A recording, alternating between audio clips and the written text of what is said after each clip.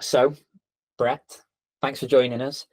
I think, as said, the community really values insights from folks like yourselves that have been in the Adobe ecosystem for a long time. I won't put an exact date on it. You can share if you if you want. But Great I here. think what I wanted to do to kick off was to allow you to give a little bit of an intro, a little bit of background. Obviously, for those who I know there'll be many who know you as now kind of Adobe Champion. But if you want to give a little bit of an intro background, that'd be great.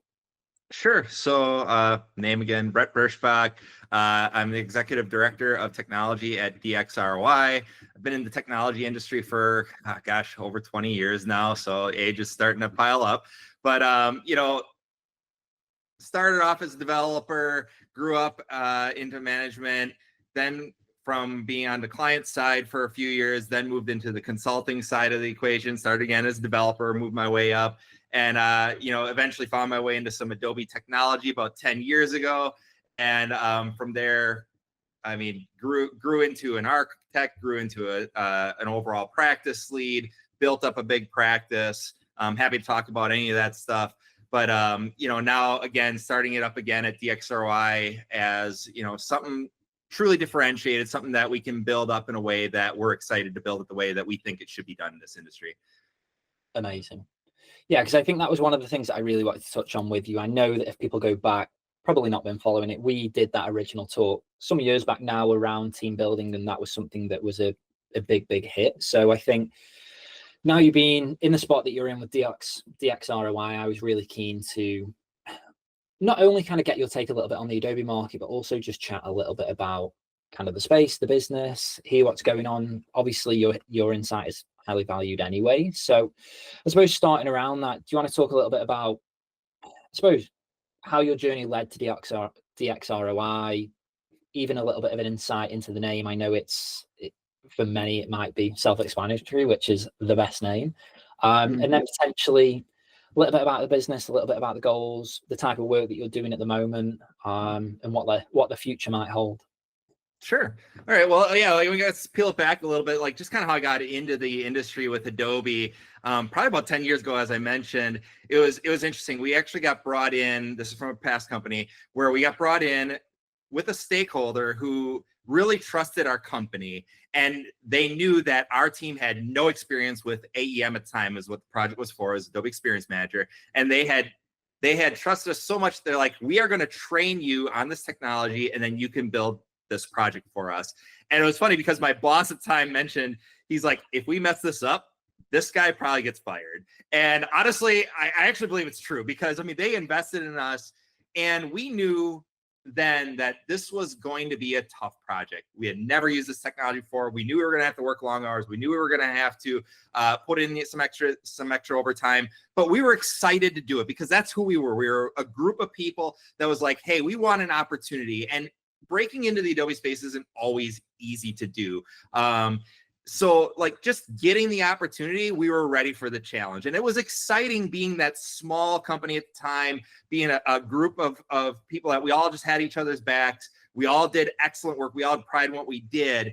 And of course, we did that project. And then as time went on, I did more projects, first as tech lead and architect. Eventually, I took on the overall practice, and I grew up a practice of about 140 people globally, doing work across Adobe Experience Manager, Commerce, Target, Campaign, Marketo, all the different Adobe tools, Journey Optimizer, etc. And don't get me wrong, that had its own level of excitement. But as we got larger, we started losing that little group feel, that hey, everybody's an expert. Everybody is feeling that same amount of commitment to delivering value and commitment to each other. And so what led me to DX-ROI is this firm belief that technologists with differentiated skills, expertise, personal dedication, that they are a significant part of the ROI equation for the clients. I think too many companies in a tight economy, they've been very optimistic in believing that, any technologist, any team can do their project. And since technology and technologists are a commodity, the cheaper you can find, the better, right? And it was interesting. A salesperson actually asked me once, what differentiates our team from the industry? And I listed off all the technical credentials, all the awards we had won, all the unique contributions we made to the industry that, in my mind, demonstrated that my team was one of, if not the best in the industry. And he looked at me cold face and said, I can't sell that. Everybody says that. What really actually differentiates our team? And honestly, at that point, I knew I don't know if I'm in the right spot. And I just couldn't disagree more with that statement. I think clients are far better attuned to empty sales messaging than we give them credit for. And I've seen just too many times where I've been in the room with a client where they see someone that actually understands their technical problem more than they do, and the lights go on. And I remember once even just sitting with a client where he literally he sat down in his chair. This is one of our first few meetings with them. And one of my colleagues was talking through a problem. And this client sat down in his chair, leaned back, looking to the ceiling and said, finally, somebody that understands what they're doing. And like, I think clients notice when they have a better team. And to me, pulling together the better team at DX-ROI is just one of the exciting things that drew me here. And by the way, it's not just technology. I think, another thing that's really been misaligned in the industry is strategy. I think there has been this perspective in the industry that strategists and technologists are two different teams. And you talk to the strategy people to get strategy, but they don't necessarily know the technology. And then they hand it over the wall to the technology people that do the work. And don't get me wrong, you're not going to have your technical architects all be strategists, and not all your strategists are going to be able to write the architecture and build the code. That's not true either. However, without a base knowledge of what technology and tools are even capable of, I don't know what a strategist can even do. Like, how can they give you the option of, hey, we should do a forgotten cart, if they don't even know that the fact that technology can do that type of thing? And so to me, when you think that these strategists can do this, can do their job effectively in this industry, when you start building these companies where you silo all the different departments into all these different, very super highly specialized roles, you start getting things like strategy without technology, and that's just basically vaporware. Things that look great, sound great, but in reality, they're not tenable, because maybe they're not tenable for the software that the client has. They're not tenable for their business, how their internal governance, how their business is run, how the business units interact with each other. They're not tenable because they just don't actually have the data that would support doing that. There's any number of reasons why it might not actually work. Our co-founder, John Anthony, always likes to call these floating staircases. It's like they look cool, but they just don't work. And then the flip side that I see is companies that'll come with just technologists. Hey, like technologists, and all of a sudden we need some strategy. Well, the architect can do that. And honestly, most architects, we didn't get into tech because we were super awesome at business strategy. And so what ends up happening, and I worked for a company that was this way too, technology was the ultimate end all be all without any level of strategy. And it ends up becoming a lot of fun science projects. All the money ends up going into super proprietary software, things that the developers find interesting, things that, putting polish to make this thing perfect over here, even though it's not delivering any extra business value. Heck, our industry even calls it a term. It's called gold plating, right? Like, so these are not things that people don't know happen. But to me, when you start segregating the roles so very specific, you start running down, you have a lot more of these types of problems. And what does that end? It ultimately ends up in inefficient delivery for your clients. And so one of our principles at DX-ROI that I'm very excited about is making sure that we have people that can span the gap across roles. Doesn't mean they do both roles. It just means they know enough about the other roles that they can effectively do their job. Delivery manager is another one I'd love to chat a little bit about too, because I think that's another one of my hot buttons between project managers and delivery managers. There's a big difference there in terms of being able to deliver work effectively. And it really does come down to, do you actually understand the work, or do you just rely on everybody else understanding it? So it's a little bit of what has excited bringing me over to DX-ROI. Happy to dig into any of that.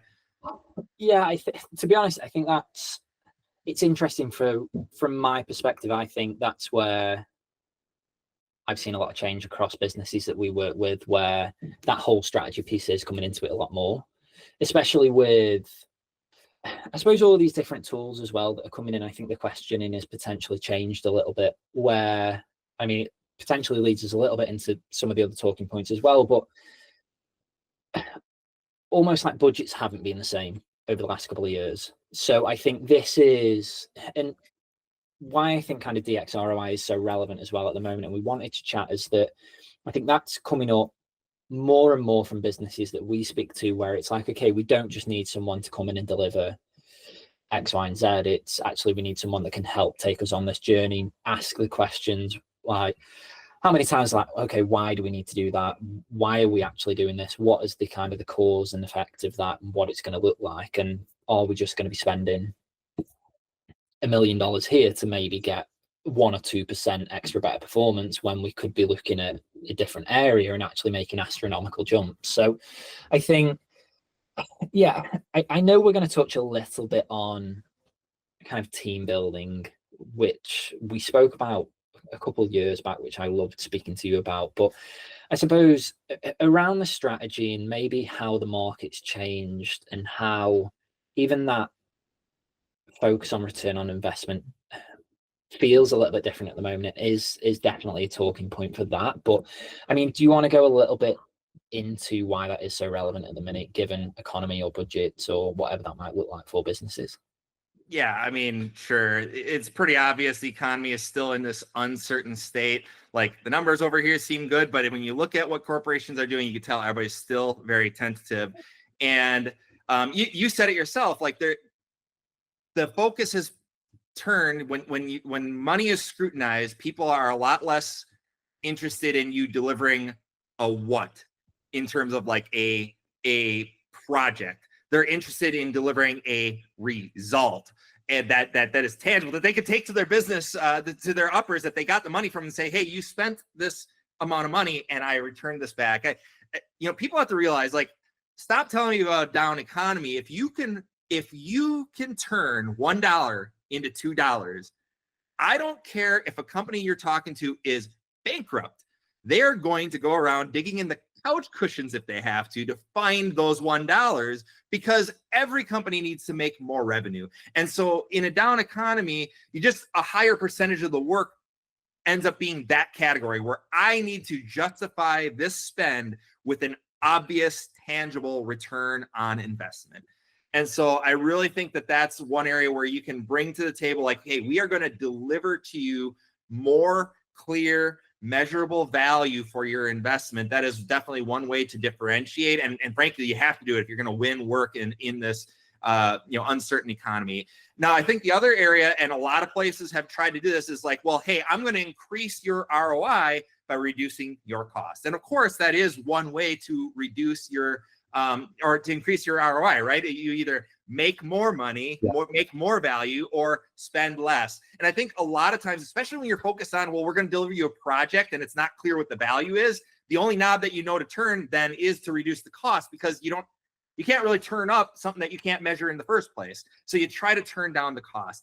And I think, this is where the industry has gotten a little bit over optimistic that technologists are just technologists. And so if I can get cheaper ones, that's going to be great. But the right team, if I can only impress upon people, the right team isn't necessarily more expensive. An hourly rate is irrelevant in this industry in terms of what is the cost and what is the value you're going to be delivered. You're not buying hours, you're buying results. And in this industry, the right team with an appropriate mix of both onshore development and offshore development, they can do things with less hours, less hand-holding, less headaches, less risk, and deliver more value than teams that are 2 to 3 times that size. And this is where a lot of times I see companies like to really over-index on, well, we're going to put all the strategy and smart and client-facing people here in North America, and then we're going to throw all the development over the wall to India, because that's how we're going to save price and drive the cost down. And to be fair, that is a big portion of the project.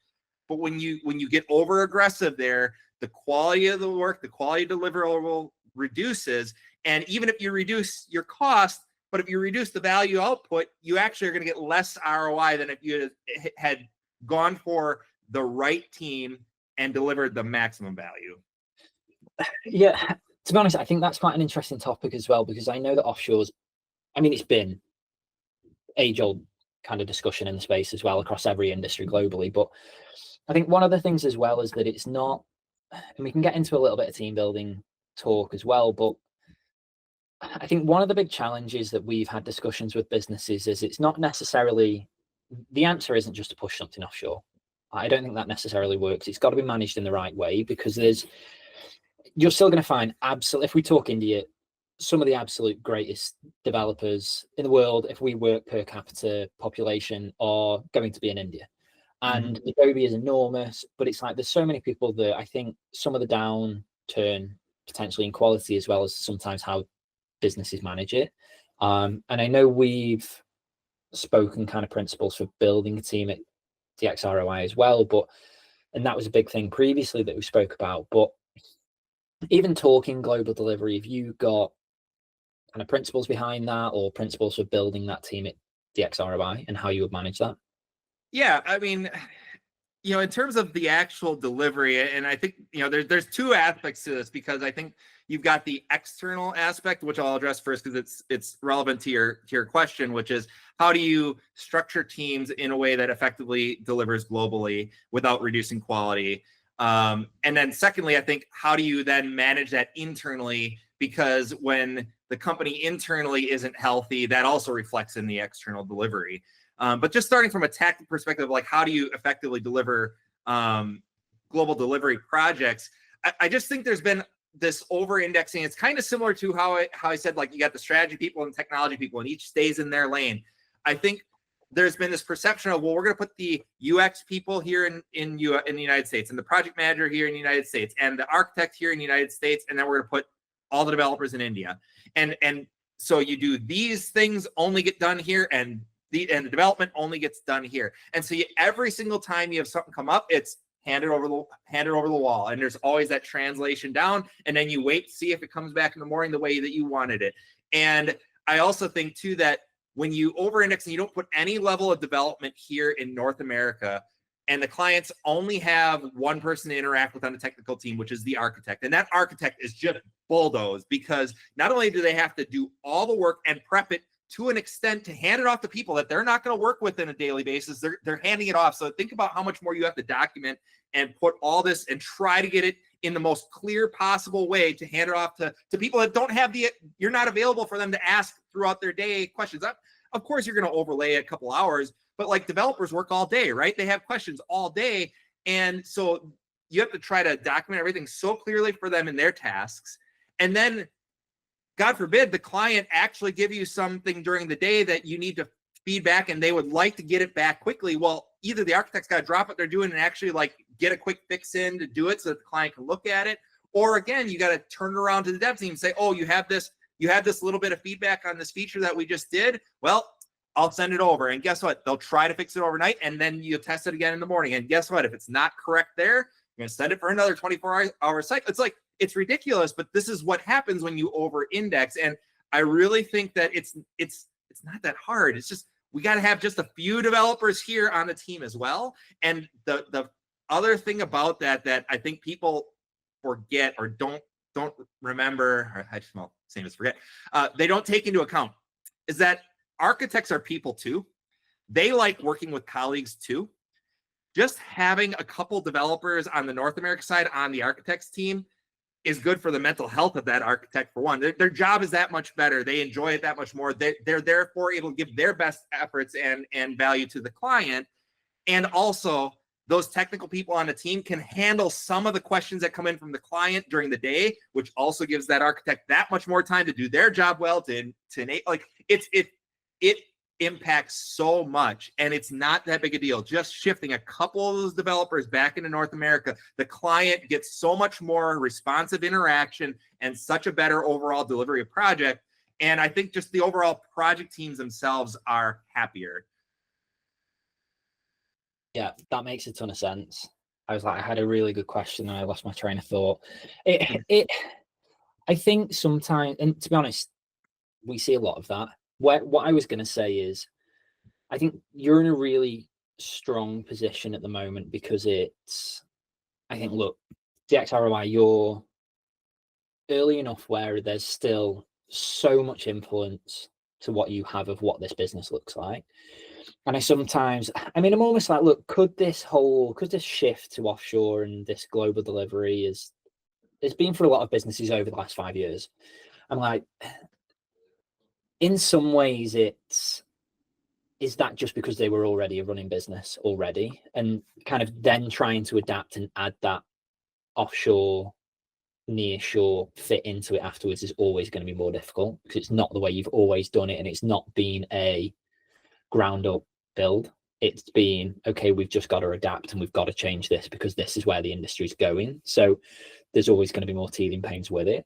And I think you've always spoke very strongly, and like I say there, that's a really unique kind of thing to talk about, as well as like, we want the architects to be really happy. We want them to have the interaction. We want it to be one team. Yeah, I think there's probably a lot that people could take with it.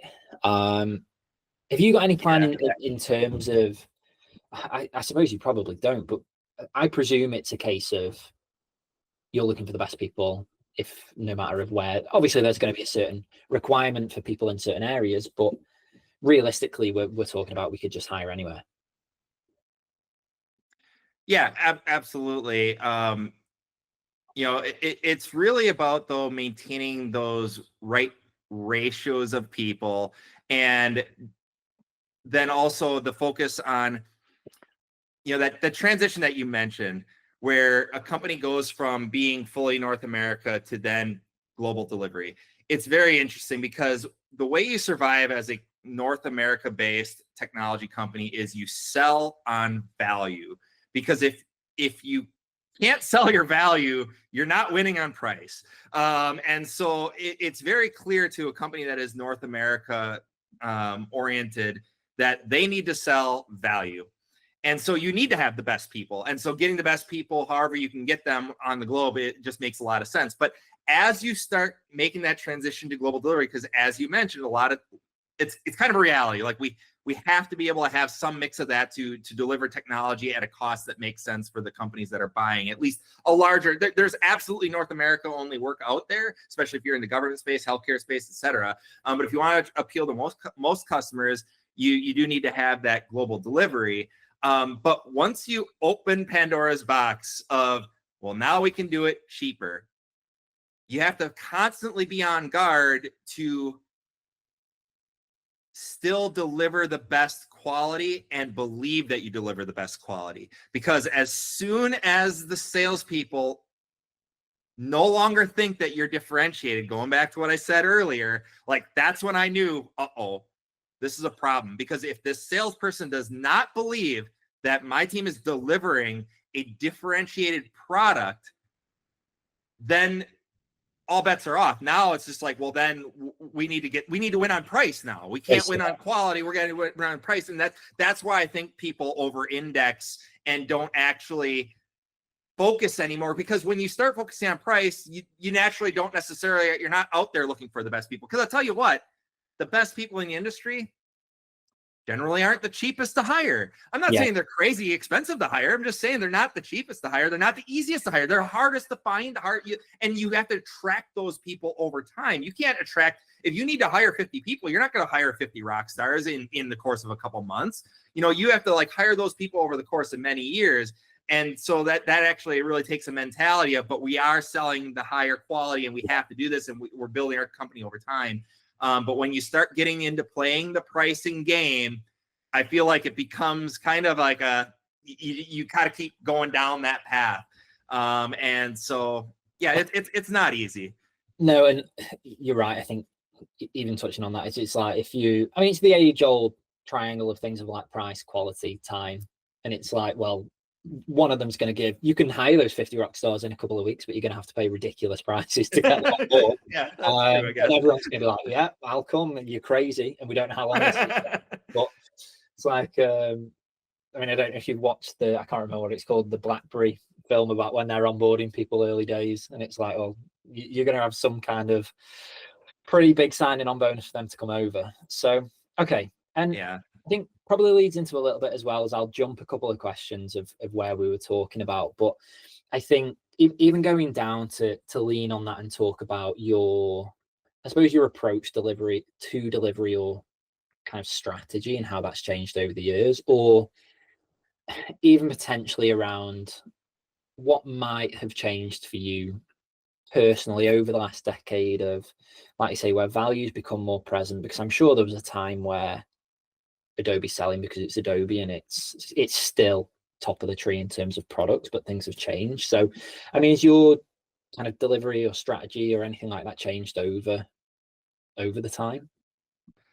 You know, in some ways, yes. I mean, I think when in the early days, we did see a lot of greenfield implementations, whether it was Experience Manager, Campaign in the early days, and Marketo, and then as Experience Platform came out and Journey Optimizer, you know, and by the way, we still do see greenfield work out there, but in the unsure economy, and with the past many years of people or companies investing in these tools, there's less of them that are greenfield getting in or swapping into these new tools. But there's still plenty of places that are trying to then consolidate more of their business units onto these same platforms. And let's be honest, Adobe's still doing a fantastic job of driving their products forward and attracting new clients, even in this uncertain economy. So even though we're seeing less, you know, we don't just do Adobe work at DX-ROI, but it is where we see the majority of our work right now, because it just seems like Adobe is doing very well in the market compared to competitors. But I will say, you know, the thing that has changed, we talked about this a little bit earlier, is that increased focus on ROI. You see it in the form of a lot smaller projects with a lot more concise deliverables. It's less of the, hey, we got a year to implement a CDP, you know, and then we'll figure out what we do with it afterward. You know, it's like, no, we got these use cases, and we're gonna accomplish these use cases. Which honestly is a lot more healthy, I think, anyways, because you're delivering tangible value. That onus on ROI is definitely there. I would also say too, the other thing that we're seeing a lot more in these last few years, and it's natural, is clients themselves want to take this technology internal a lot more, either fully. So they want to be, you know, hey, help us get our devs teams to be able to support and maintain this application, or at the very least co-development. You know, hey, we're gonna do some of it and have some outsourced help for the rest of it. And that makes a lot of sense. So I think, you know, as partners, one of the things that we have to be able to effectively do is not only do the work ourselves and not only enable people. I think that's the easy one, right? Oh, and we also have to train the client. Yeah, everybody would say that. But I also think there's one last piece to it, and it's how you build it in the first place. Is it naturally something that people can work within? And I think that's the big piece that gets missed. And it's actually a lot of what we're getting pulled into these days is I think a lot of clients have been on Adobe technology long enough now that they understand that their implementation that they received maybe wasn't the greatest implementation. And they understand how that is costing them, you know, daily. It's costing them in terms of system flexibility, maintainability, their ability to self-serve themselves without the dev team.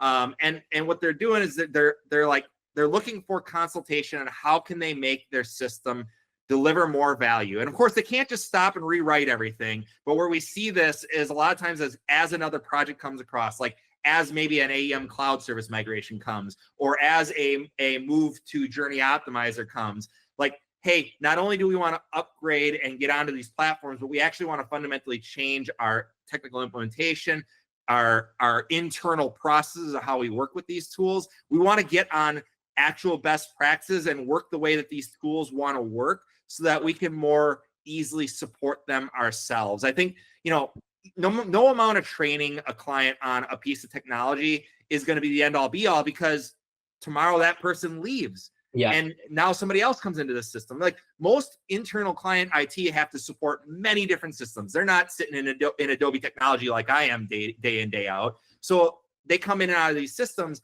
The system itself needs to be built well so that they can effectively get in and navigate the system and follow patterns. There shouldn't be 3 patterns of doing a thing, because now I don't know why these 3 things are, why these what looks to be same things are done 3 different ways, and I'm just going to add to that mess.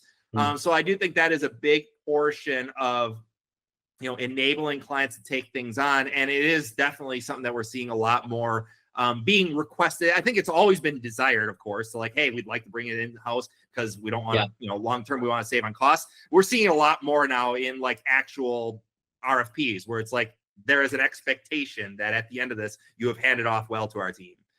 Yeah. And even while you were saying that, I was thinking that from an angle of a partner, you are thinking, okay, we're going to get less revenue out of this, less work, potentially less money out of the client for the work that we're delivering, to put it in brutal ways of terming it. But in some ways, yeah, you're right. It's obviously way more beneficial for the client of doing that. But as you were speaking, I'm thinking, surely that's just going to raise the bar of these projects being delivered. Having internal teams working alongside you, I think, that are involved in it. In some ways, not that I think there was anyone that was like just doing things a certain way because they just needed to get them done and delivered. But when you mention best practices, I'm like, surely co-developing with a client, in some ways, you're kind of held to a little bit of a higher standard in terms of what you're doing. So maybe products get delivered slightly better consistently across the board. Obviously, there's always going to be the superstars in the industry and potential people that are lower, but you're 100% right. And it's funny because we all get in our head how something should be built, and then we build a system a certain way, and then we kind of blindly follow those principles, and we don't necessarily always keep thinking about why are we doing something a certain way. And an external person, I actually had this once internally. It was a developer that was on my team, and for whatever reason, like, he would just code things in ways that's like, it's just fundamentally bad. Like, to code it that way is fundamentally bad. And in my heart, I knew it was bad. And I'd be like, hey, you don't put that here. It shouldn't go here. It should go here in the code reviews. And what was great is he would always ask me, why, Brett? And I was like, man, talk about a gut check. Like, why? That's a good question. I should be able to explain to him why fundamentally that putting it over here is better than putting it here. And I think that is, one of the great things about co-development with a client, especially when they don't know Adobe technology, is, Brett, why are we coding it that way? Why are we putting this, like, I could just code it this way. It's super simple. Like, the way you're doing it looks more complex. Like, why are you doing it that way? And so I think it's actually really good, because not only does that hold somebody like me or any partner more accountable to delivering something that is good and clear and thought through, but the end product ends up being that person also learns a lot more too. Because I think that the big thing with all these tools, and I don't know why the industry, Adobe does this, but so does everybody else. Our technology doesn't require any specialized developers to work in it. Like, that's the goal that everybody's trying to get to. And I just fundamentally disagree. Like, these tools are built, frameworks are built with a bunch of assumptions of how you're going to work with that tool, a bunch of rules and ways that those systems are built so you can plug into them effectively. And the way you get the value out of pre-built software is to use that pre-built software in ways that expects you to use it. That's where the value is. If you take away all the isms of your platform and understanding, and you just write custom code, well, then just why bother with the platform in the first place? Just write custom code if that's what you want to do. But if you want to use these platforms, you need to understand these platforms.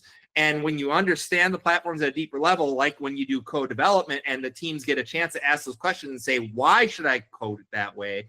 Now they understand it. And now, even if they're out of the system for 6 months and they come back in to fix something, they remember a little bit of why a system does a certain thing. They can debug a lot quicker. They can make a much better solution. To be honest, I think that wraps pretty well into like DX-ROI, because I'm like, even on the ROI front of it, because I'm like, you're not just building something, you're not just doing it to get it to work. And I think Adobe's an amazing set of products for like the entire journey that you could go on. You can continuously add on, you continuously level up of what that looks like. And I think that is super relevant of what you're saying, in terms of, it's like, even if we were to put it in simple terms of like, you're building a house, you do an extension, you can build a single story extension, but hey, let's build it with the right foundations for if we know that we might be having a couple more kids on the way and we might be going up in a few years. It's like, we don't have to knock the entire thing down because it's already pre-built that we can just add on in the future. It might cost a little bit more now, I can remember, this is way back, you might quote me on the versions, but I think maybe 6.3 to 6.4 AEM had the refactoring to be able to go to AEM as a cloud service. And I can remember a lot of people were like, oh, we'll just wait because there's no real changes. And I can remember speaking to a lot of devs that were like, no, this is the project that like we need to be doing now and making sure that it's exactly right. And I think that's where, tying back to your whole piece of strategy and technology, you need the technology to understand a little bit of the strategy. What does this journey look like? How does it need to be built that is actually falling in line with where you potentially want that to go down in the future? So I think that in some ways it's like, if you're going to build it right so that it fits the business down the line. Well, and the one thing I'll say, just slightly different than what you said, because I agree with almost everything you just said there. The only thing I will say is it's not really that much more expensive. Like when you understand the platforms and know how to build. I remember I did a talk so many years ago now on multi-site, doing multi-site correctly in AEM, because a lot of places get on Adobe Experience Manager with one business unit, one brand, one site. And then later on, they're like, hey, we got this amazing platform. It could support a dozen brands, or this other business unit, this other website. So let's bring it on.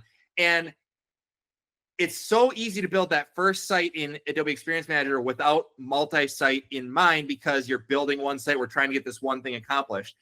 And if you do it that way, when you try to bring on site number 2, you either have to rebuild everything, separate, and you got 2 copies of the same type of implementation, or you have to refactor all this first one into a multi-site pattern so that they can share components and share all the different services, etc. And if you just knew that up front, that, hey, this platform generally gets used multi-site, I build all my clients multi-site regardless of whether they have one site on it to begin with, because it doesn't cost any more to build it that way. It's just a fundamentally different way of doing it, the way that AEM expects you to do it, so that someday, even though they say, no, we'll never have another site on here, then all of a sudden, 5 years from now, they say, actually, we do want to put another site on it. They're ready to go. And so I do think that if you do things, again, just the way that the platform expects you to do them, and know what to be thinking about before you build a thing, really, it actually doesn't cost that much more to do it the right way in the first place. Yeah, you're bob on. It's a perfect call out, to be fair, and you're right. I think it was sometimes in perception of what people may have thought, but you're absolutely right, because even shouting out another fellow champion like Brian Casing-Lee, I can remember speaking to him about this whole reusable component library and building all of that out, and how much fun he had doing that and how easy it was. And ultimately, if you do it the right way, effectively, it's potentially cheaper the next time around that you want to bring on another site, because you've already got all of that built out. So in terms of ROI, you do it right the first time, it's only going to get better for you down the line. Okay. 100%. So, I mean, even going on to like the projects that you're focusing on at DX-ROI, is there certain types of works that are kind of exciting you most at this point in your journey? I mean, it's a good question. I think we covered a lot of this stuff, to be honest, already. Yeah. It's not all that different. And it's funny how people say that this industry is moving so fast at all times, because honestly, it's not. Depending on what you focus on, right?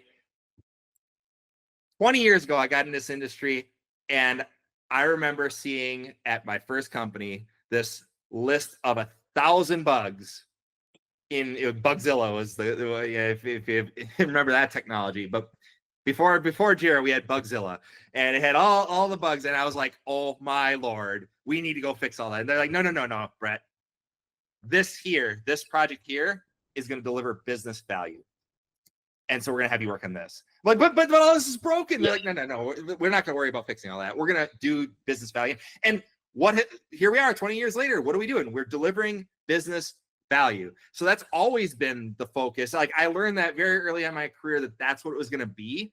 So don't get me wrong, I've kept up with technologies, right? I've worked in so many different technologies. I worked in some of the older stuff, and then I worked in some of all the Java different technology with Spring and EJBs and all that, when those were hot back in the, what was that, that was probably mid 2000s. Then there was Ruby and Ruby on Rails. And then there was, and PHP's still been around, even though people thought that was going to be dead forever. Then there's just the new technology. I mean, there was a point where Adobe Experience Manager was new, and now we've got edge delivery services. Like, technology and the practices and the tools that we use on a daily basis is going to keep changing. So some of like how we do it has changed obviously over time, but we're literally doing the exact same stuff that we were doing 20 years ago, is make a user-friendly site that is not only friendly to the users, but also friendly to the authors, internal business stakeholders. I don't know. I see the world simpler than I think some other people see it. The rest is just the details. And honestly, a good technologist, a good engineer is able to pick up the details, the technology. And I mean, we coded the AEM platform. We had never touched that platform before in our life. And it's like we delivered a successful platform that had 100 sites across different locales. It was like a dozen brands, 10 different locales, it multiplied out to be 100 some sites. And we did that in our first year of ever touching the technology. Why could we do that? We could do that not because we were AEM experts. We could do that because we had worked in CMS projects before in different technologies, and we understood how to build a solid CMS that's going to do the job, the principles behind building a good CMS. This one was just happened to be in Java and Adobe Experience Manager with its isms. But like, same thing, right? We're delivering emails now. Now we do it in Journey Optimizer. We used to do it in Campaign, but it's really not all that different. Other than the fact that as we talked about, there's just a lot higher scrutiny on ROI. I think it used to be okay to implement a tool and hope we'll use it, right?